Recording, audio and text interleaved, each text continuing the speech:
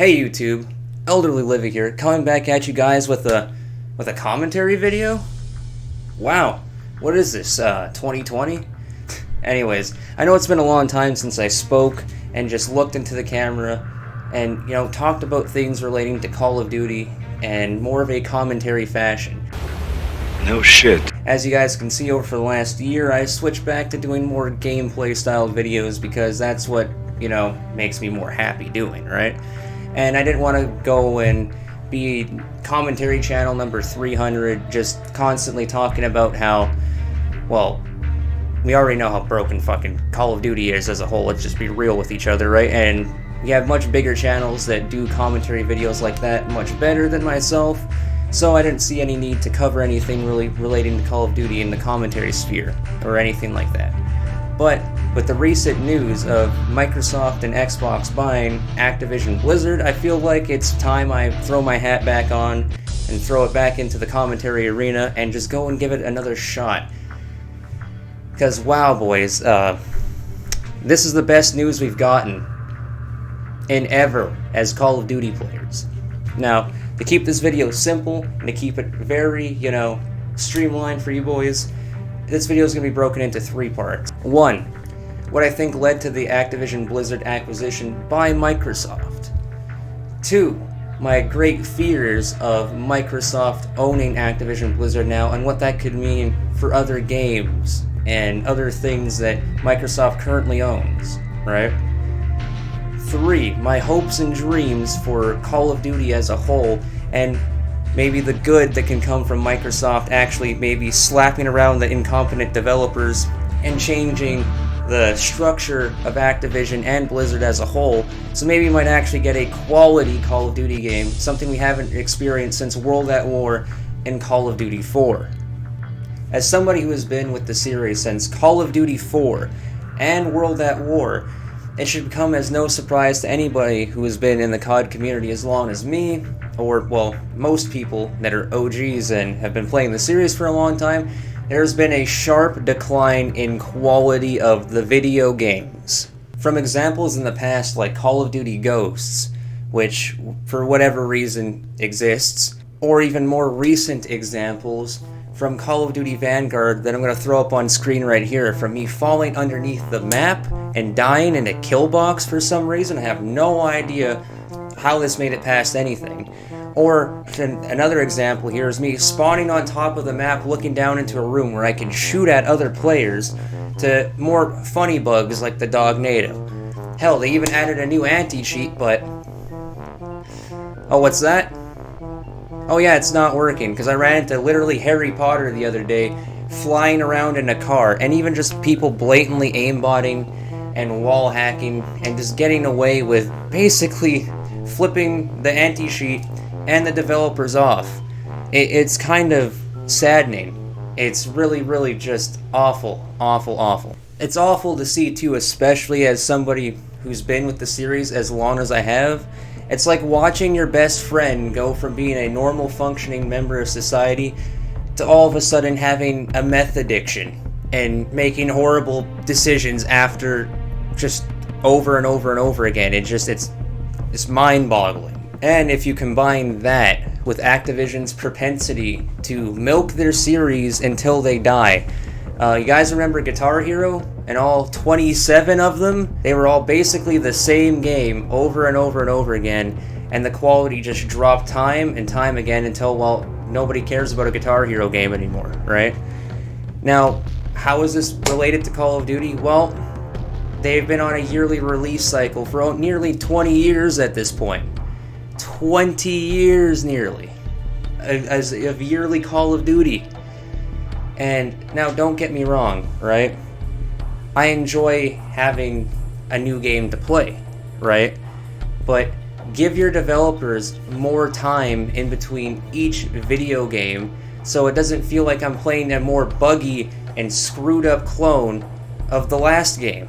It does not work well for me as a player, and as somebody who's played this series for way too long, it's like, what are you doing? Now you combine that with Activision Blizzard's horrible workplace environment where sexual misconduct runs rampant. Employees are showing up to work drunk and just doing other abhorrent, awful shit to each other. It's no wonder the games are coming out this broken and this messed up, right? And then you combine that with Activision constantly hammering it home that we need a new Call of Duty out every single year, no matter how broken or busted it is. It becomes very clear as somebody who even enjoys the series like myself, I get burnt out of it. It makes me not want to play the game, right? As much as I love Call of Duties, it makes me not want to buy another one and play another one. That's why I've been mainly making Warzone content, because it's the only constant there. Like, Activision-Blizzard's reputation, though, as a little side note, this is kind of funny, is so bad that in interviews, Bobby Kotick, well, he says he can't get a girlfriend, because when the girl goes home after the date and then Googles his name, they see all the horrible shit that his company does and everything else. Like, you know you fucked up when you can't even get a girlfriend because the way you ran your company and your reputation worldwide is known as just being a money-hungry scumbag.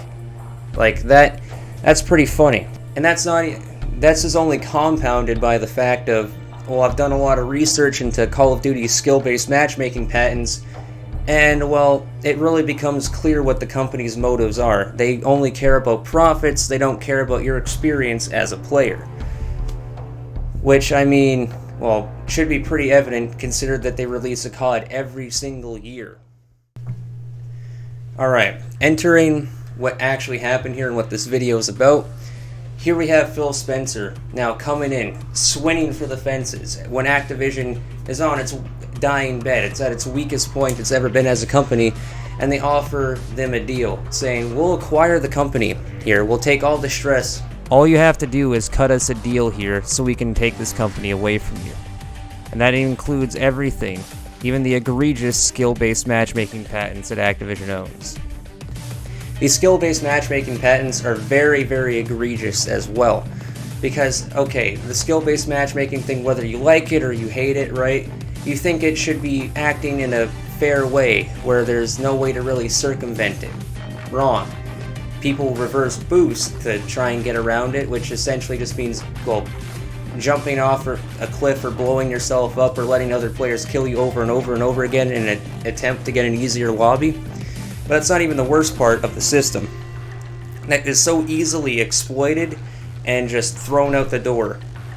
They also have what's called incentive-based matchmaking, also implemented into Call of Duty.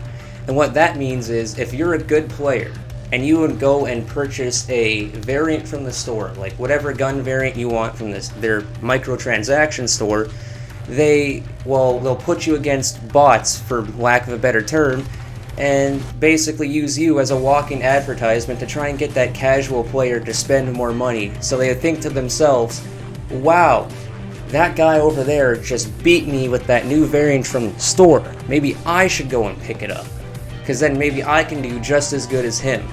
And that's just a whole host of other disgusting things that these patents can do. It's basically like having Left 4 Dead 2's game director overseeing the entire multiplayer. It's actually it's horrible. It's a whole psychological manipulation thing to try and keep you playing as a Call of Duty player. And it's honestly disgusting. But then that's completely in line with how Activision and Blizzard run their company environment and everything else anyways. But in the end, this all finally caught up with Activision as the sexual misconduct lawsuits are now underway. People are leaving Call of Duty in droves, sales for the games are down, and the company looked like doesn't look like, because it pretty much is, on a downward trending spiral.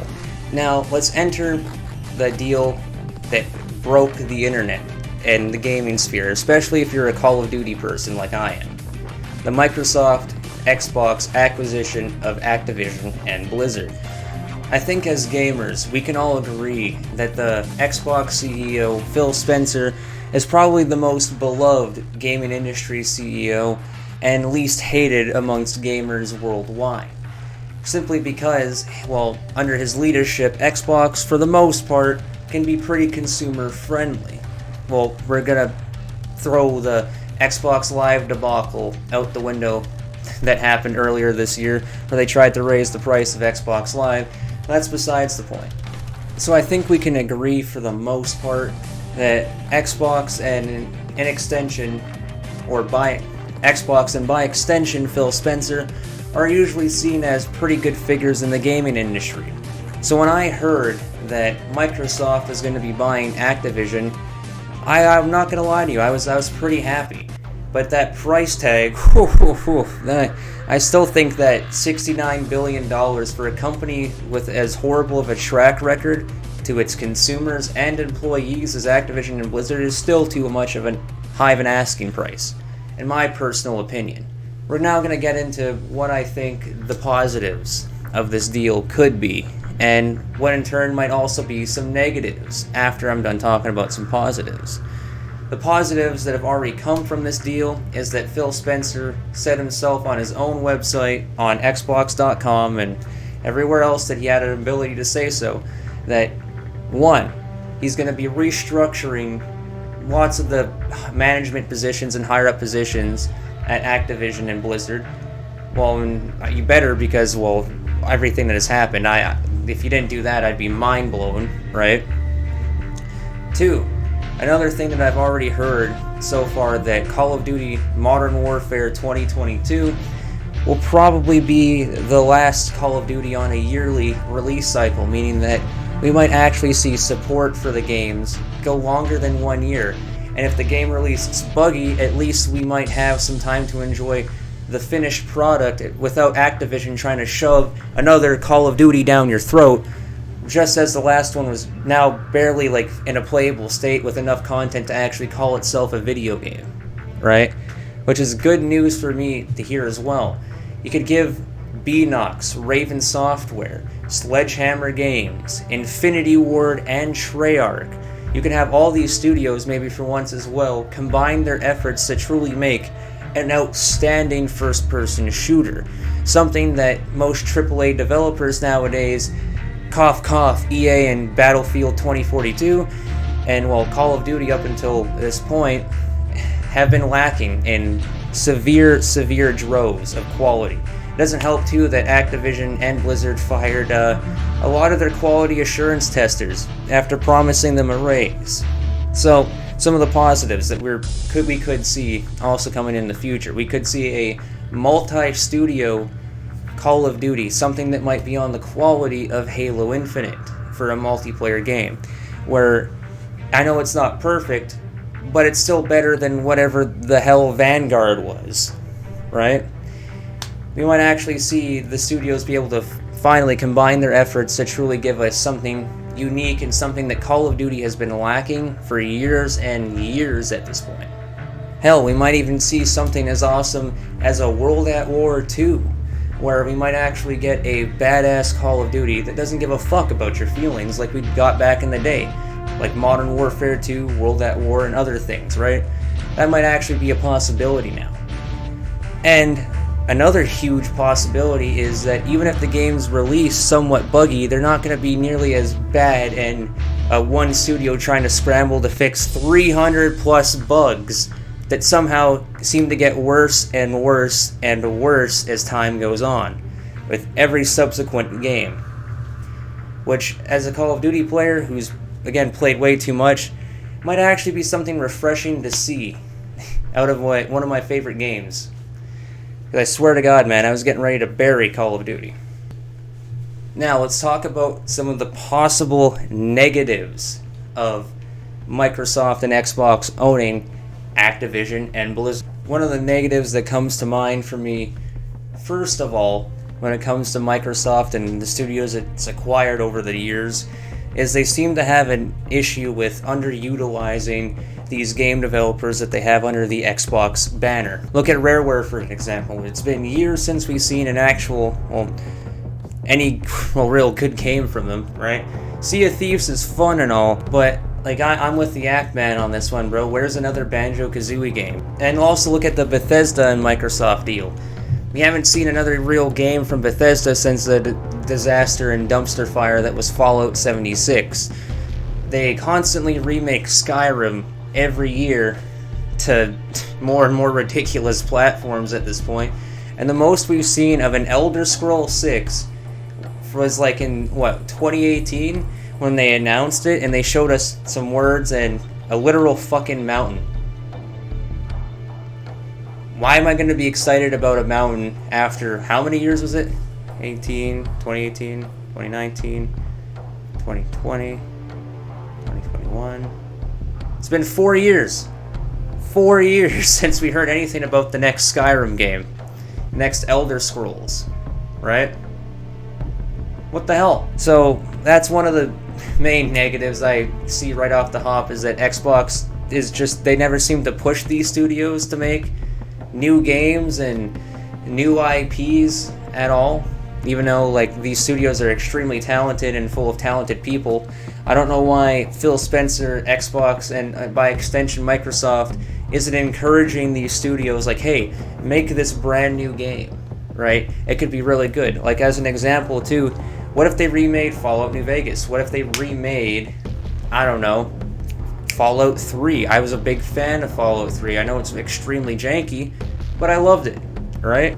I mean, I know id Software's made Doom and Doom Eternal, right? Which is very, very good to see.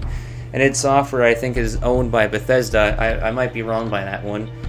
But there hasn't really been all too much in terms of, well, new games coming out of these studios.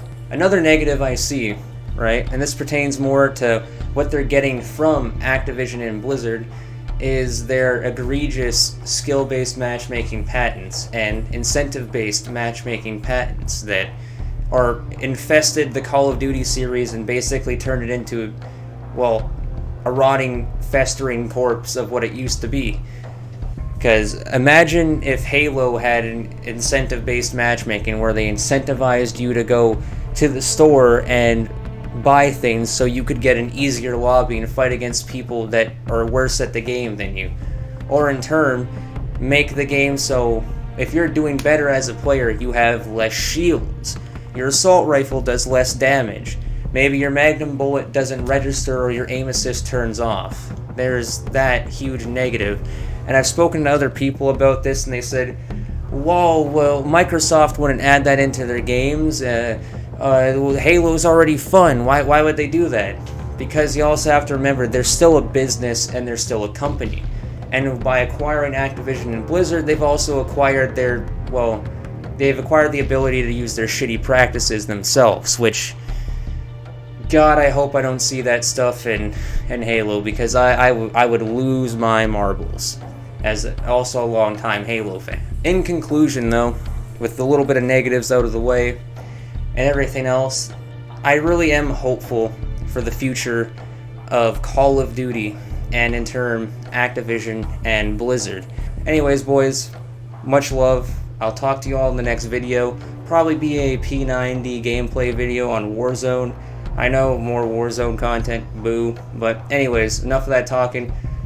If you enjoyed today's video, make sure you leave a like and a comment about which part you guys like best. And if you really did enjoy today's video, make sure to drop a sub to the channel and show your boys some love. But anyways, boys, it's been Elderlylivve. I'll talk to y'all in the next video. Bye-bye for now.